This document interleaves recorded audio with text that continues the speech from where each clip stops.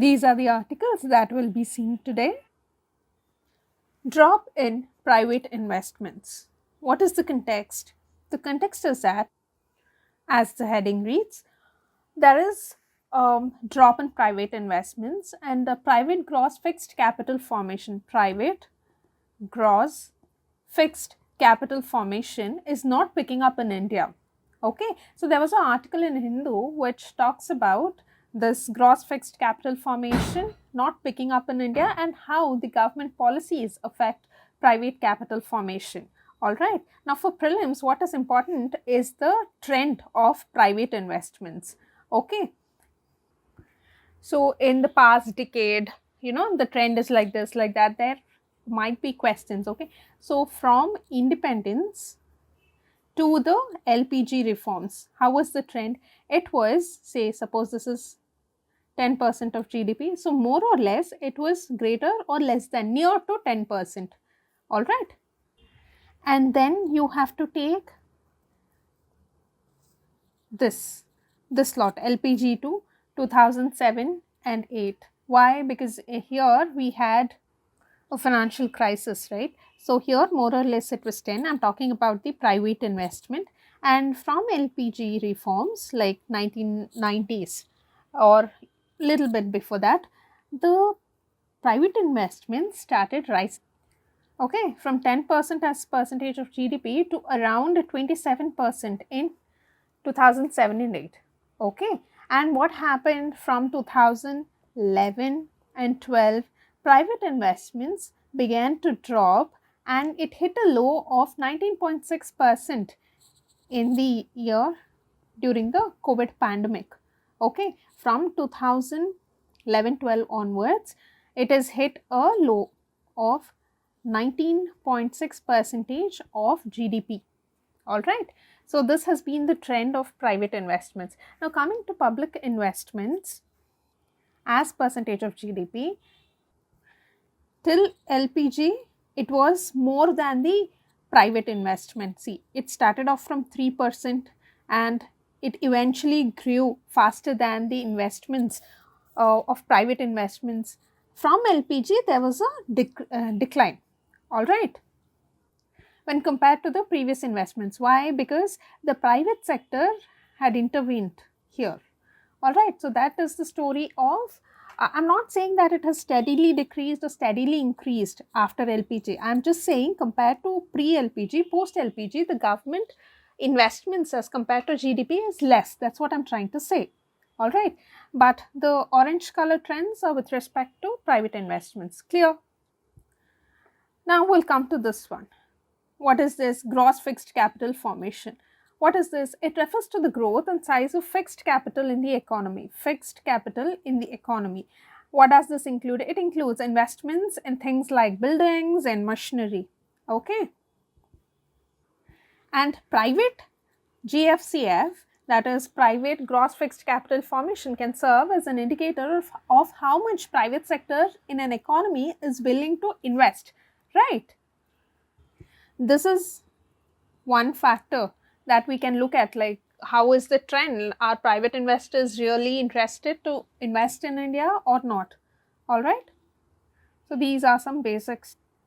Now consider the following statements with reference to gross fixed capital formation. It refers to the growth and size of fixed capital in an economy, right? This is correct, right? We've just seen GFCF, gross fixed capital formation. It also includes capital formation as in buildings and machinery are also included, and private GFCF is an indicator of the willingness of private people to invest, right? So this is right. Now private GFCF can serve as an indicator of how much the private sector in an economy is willing to invest. This is also true. I've just spoken about that. Now overall GFCF also includes capital formation as a result of government investments. Yes, see, GFCF means gross fixed capital formation. So it can be from private investment or public investment, that is government's investment, right? We have seen the trends of private investments that from independence to LPG, what happened? It was more or less equal to 10%, and after LPG it rose to 27% till the financial crisis of 2007 and 8, and during the COVID-19 pandemic it slipped down to 19.6% of the GDP, right? But public sector public investment, government investments, before LPG they were little bit higher than the private investment, but post LPG it steadily came down. I mean, to an extent, when compared to pre-LPG, it came down, right? So, what they are asking, overall GFCF also includes capital formation as a result of government, obviously, right? So, this is also correct. Now, which of the above statements is correct? 1, 2 and 3, D is the answer. Now, consider the following statements. Interest income from the deposits in infrastructure investment trust distributed to their investors is exempted from tax, but the dividend is taxable. See, we've done extensively about this in the previous sessions. So, this was picked up from the budget 2023-24, and the budget said that all income distributed by InvITs, including interest income, dividend income, everything, rental income will be taxable under the hands of the holders, okay, unit holders. So, what happens to the statement here? Exempted from tax. Interest income is exempted from tax. This is wrong because everything is taxable. Okay, that is interest income, dividend income, rental income. Okay, so this is wrong. Now, InvITs are recognized as borrowers under the Securitization and Reconstruction of Financial Assets and Enforcement of Security Interests Act of 2002, that is popularly known as SARFAESI Act. Okay. Now, you should know that these InvITs are actually investment vehicles. Okay, they will pool funds from investors and they will go and invest in income generating assets. Okay, they are regulated by SEBI. Okay, this is clear. So, when you look at their function and when you pick up these words, securitization and reconstruction of financial assets and enforcement of Security Interest Act 2002, what is the function of this act? It basically deals with securitization and reconstruction of financial assets and the enforcement of security interests by banks and financial institutions. All right. So, when you match the function of this act and function of InvITs, you will get to know that you can infer that statement 2 is right. Okay. Now, statement 1 is wrong. This is wrong. They are asking which of the following is correct. Now, both statement 1 and 2 are correct. No. Statement 1 is correct. No. D is the answer. Okay, statement 1 is incorrect. India-US defense ties. What is the context? The context is that US Defense Secretary Lloyd Austin notified Congress of arms sale to India and he acknowledged India's regional importance. And he also praised the strong bilateral relations between India and USA, particularly highlighting the significant agreement between American and Indian companies for manufacturing the jet engines. Okay, now you should know what are the companies that are involved. Okay, the jet engine deal was announced during Prime Minister Narendra Modi's state visit to the US in June last year. Okay, so the US General Electric, that is USGE, partnering with HAL. What is HAL? Hindustan Aeronautics Limited, agreed to manufacture engines for the Indian Air Force. All right, so this is important. Okay, and the collaboration aims to manufacture GE F414 jet engines for the indigenous light combat aircraft, that is Tejas Mark II. Alright, so this is related to US and India partnership and it is the engine, okay, jet engine. And additionally, the Biden administration notified the Congress of its intention to sell approximately $4 billion worth of arms, including the MQ-9B drones armed with Hellfire missiles. So, some basics about this MQ-9B drone. It is a version of MQ-9 Reaper, an unmanned aerial vehicle, that is UAV, capable of remote and autonomous flight. Alright. So, like GE F414 is related to USA, Safran engine is related to France. Alright. And France is also interested to collaborate and share technology for the development of jet engines in India. This is the second thing. These are some tidbits that you should remember. And third, Shenyang WS10. Shenyang WS10 is a turbofan engine designed and built by the People's Republic of China. And this is in news. You should remember it's from China, not from Japan. If you see this name, you will recognize. And it is not collaborating with India or anything. This is just a tidbit that is making news. Okay. Now consider the following pairs: jet engine and country. F414 USA. Yes, we have just seen that India and US signed deals, right? Indian company involved is HAL, Hindustan Aeronautics Limited, with USA to manufacture F414 jet engine to propel Indian Air Force Tejas Mark II. So this is correct.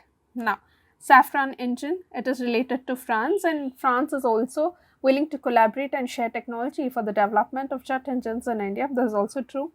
WS10 engine. See, if the name Shenyang was given, you would have recognized that either it is from Japan or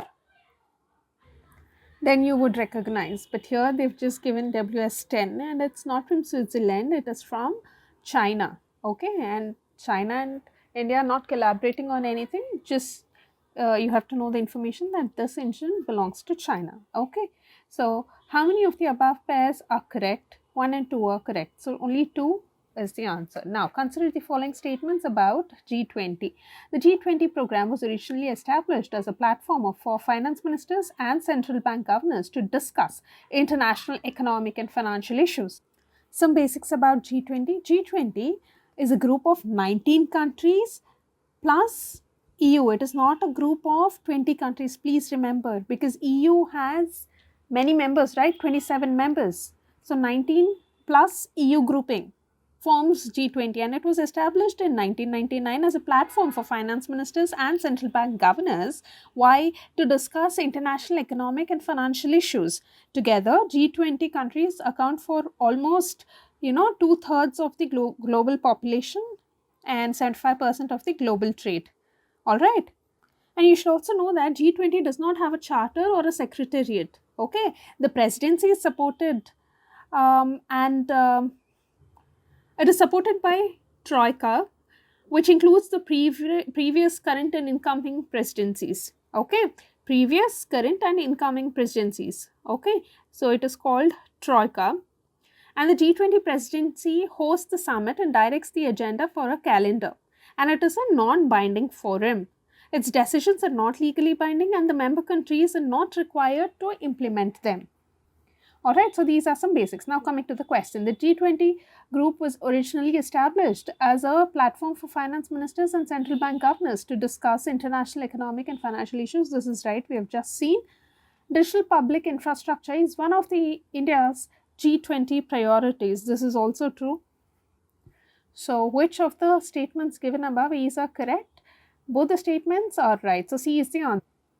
Indigenous technology cruise missile successfully flight tested by DRDO off the Odisha coast. So what is the context? The DRDO has conducted a successful flight test of the indigenous technology cruise missile ITCM on April 18th from the Integrated Test Range ITR in Chandipur, Odisha. So what is the importance? The successful test confirms the reliable performance of indigenous propulsion system developed by GTRE, that is Gas Turbine Research Establishment, that is in Bengaluru. Okay, so it is also equipped with advanced avionics and software. The missile ensures better reliable performance. Okay, now what is the difference between a cruise and ballistic missile? See, cruise missiles utilize air-breathing propulsion systems including jet, propeller-driven engines. Okay, and cruise missiles are known for their precision targeting due to continuous guidance. Okay, while ballistic missiles following a ballistic trajectory have less precision targeting. Okay, so you have to remember this. Second point is cruise missiles are typically employed for precision strikes. Okay, because you can infer that from first point, right? Precision strikes on specific targets such as military installations and infrastructure, whereas ballistic missiles are used for strategic long-range attacks on cities, military bases, and other nations. Okay, and cruise missiles are harder to detect. Why? Because of their low altitude and smaller radar cross section. Low altitude and smaller radar cross section. While ballistic missiles are easier to detect during the boost phase. All right. And as I said, these can be continuously monitored. Cruise missiles. Ballistic missiles, on the other hand, are pre-programmed with no updates during the flight. Okay. Now, consider the following statements. Cruise missiles are harder to detect due to their low altitude and smaller radar cross section. This is true because we've just seen, when we are saying the differences between cruise and ballistic missiles, this is one major difference. Okay, ballistic missiles are easy to, detect. Now, the DRDO works as the leading research and development agency directly under the Prime Minister's office. This is wrong because DRDO is under Ministry of Defense. Okay, and Department of Defense Research and Development, it is under that. So this is wrong. Which of the above statements are incorrect? Second statement is wrong. So B is the answer, only 2. Now, with reference to Agni 4 missile, which of the following statements are correct? So the Agni 4, it was first tested in 2011 from Wheeler Island off the coast of eastern state of Odisha. It is an intermediate range ballistic missiles and it can carry a payload up to 1000 kgs and range is up to 4000 kilometers. It is a surface to surface missile and it is a two-stage solid fuel system. Okay, it has circular error probe, that is CEP, of less than 100 meters, and CEP is actually a measure of weapon system accuracy. Alright, so these are some basics. Now coming back to the question, so whenever you're reading about a missile, please read about the payload, the range, and what type of missile it is. It is surface to surface or surface to air, and also what kind of fuel is used. Here it is a two-stage solid fuel system, right? Now, it is a surface to surface missile. Yes, it's fueled by liquid propellant only. This is wrong statement. It can deliver 1 ton nuclear warheads about 7,500 kilometers away. 1000 kgs is 1 ton. This is correct. This part is correct, but it is not 7,500 kilometers away. It is just 4,000 kilometers. Okay, so this is also wrong. Select the correct answer. Only first statement is right. Ozempic babies in news. Okay, so it is not some genetically engineered baby or something. Please be very careful when you are answering such things in exam. Okay, so what is the context? There's a controversy surrounding the Ozempic, which arises from its off-label use for weight loss despite being FDA approved solely for diabetic treatment. Okay, so Ozempic is a medication designed for type 2 diabetes management. Okay, so its effects include weight loss. So what people are doing, they are irrationally using it for weight loss instead of diabetes too. So what is happening? They're losing weight, and with this there is increase in unexpected pregnancies. Okay, why? Because weight and pregnancies have interlinkage. Okay, see, obesity disrupts the delicate hormonal balance necessary for regulating the menstrual cycle, which impacts the fertility. Okay, so women with usually BMI, body mass index, above 27 have threefold risk of infertility due to reduced ovulation compared to those in normal weight range. Okay, so conditions like type 2 diabetes and polycystic ovary syndrome, that is PCOS, often associated with obesity, contribute to fertility issues. Now, what is happening due to intake of this Ozempic drug? Instead of using it for type 2 diabetes, they are using it for weight loss. Okay, and due to that their fertility increase is increasing. Okay, so that is kids born like that are called Ozempic babies. All right, so deciding what to do if pregnancy occurs while using Ozempic can be challenging because we do not know, we are uncertain about the drug's effects on fetus. So limited scientific data are available, but an observational study on pregnant women with type 2 diabetes We do not know, including now some basics about Ozempic. Ozempic and similar drugs known as glucagon-like peptide 1 receptor agonists, okay, were initially developed for managing blood glucose in type 2 diabetes patients. Okay, so Ozempic and similar drugs are known as GLP-1 RAs. Why? For diabetes, controlling type 2 diabetes. So Ozempic is a brand version and it is FDA approved treatment for diabetes 2, and it can be taken orally or via injection. Okay, and the mechanism of Ozempic actually mimics the GLP-1, which is a natural hormone. This GLP-1 aids in blood sugar regulation and boosting insulin regarding not regarding reducing the glucose. I mean, it will regulate the glucose level in the blood. Okay. Now, consider the following statements. Statement 1, the mechanism of Ozempic involves mimicking GLP-1, a natural hormone. What is GLP-1? We've just seen, right? What is GLP-1? It is glucagon-like receptor peptide 1. Okay, it is a natural hormone which regulates the blood glucose or sugar level in our body. So, Ozempic actually mimics that one. Ozempic drug mimics that one. So, this is right. Statement 2, the drug approval process in India is regulated by the Drugs and Cosmetics Act 1940 and the Drugs and Cosmetic Rules of 1945. So, the drug approval process in India is regulated by this act, and these rules were made in accordance with this act. Okay, but you should remember that approval for clinical trials is granted by DCGI. Who is DCGI?